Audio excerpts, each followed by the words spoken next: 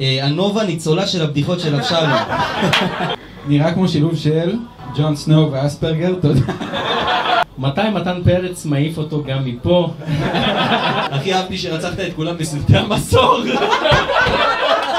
קפוארה, בלה נווה, נוגע בילדים ולא מרפא.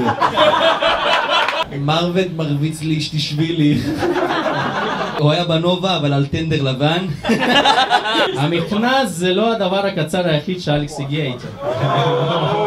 אם בלקאוט היה בן אדם. יש, איזה כיף שהוא עלה, יצר הרע תשתלט על הגוף שלי. חשבתי שלמתי כספי יש ALS, מה הוא עושה פה? אחי, אתה יותר הומו מכל החברים שלך. מה זה כל התכשיטים האלו? גנבתי אותם מהחברים המתים שלי. אתה עובד בחנות חיות או שאתה סחורה? אולי תלמד מה... מה אתה יושב על הכיסא כאילו אתה מחכה למציצה? מסתבר שלכל פלג בתחום יש את אותם יכולות קומיות. נראה כמו מח"ט בצבא, אבל אחד כזה שאחראי על 7 באוקטובר. אחלה קפוארה, תראה לנו איך אתה בועט את עצמך מהבמה. עושה חיקויים, אבל עושה חיקוי גרוע של סטרייט. עמית יותר כמו פחמית. חברים, אני נורא מצטער. צעקתי על הנהג מונית שלא יעלה לעשות סטנדאפ, הפצרתי לו שזה ערב שלנו, אבל הוא פשוט עלה, סליחה. מה יש לך בשיער? בטח לא בדיחות. כל שבוע מזיע על בדיחות אקטואליה שאף אחד לא ביקש. אתה לא עובד אצל שליין, תכתוב רגיל. אתה נראה שבאת למחבל וביקשת ממנו וודקה רדבול.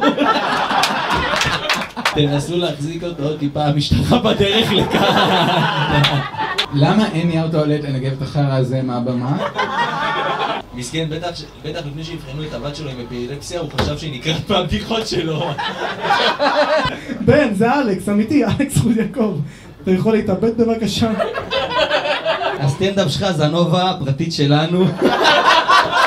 יש סיבה למה מתן פרץ עושה מנור ואתה בפראג הקטנה עם המלצרים חצי רוסים, חצי אוטיסטים.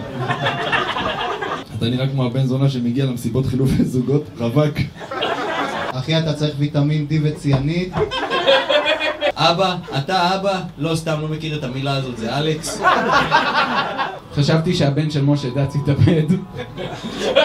אלכס יותר כמו פחלקס. פחלקס. באת לנובה לגנוב מתכות. מזל ש...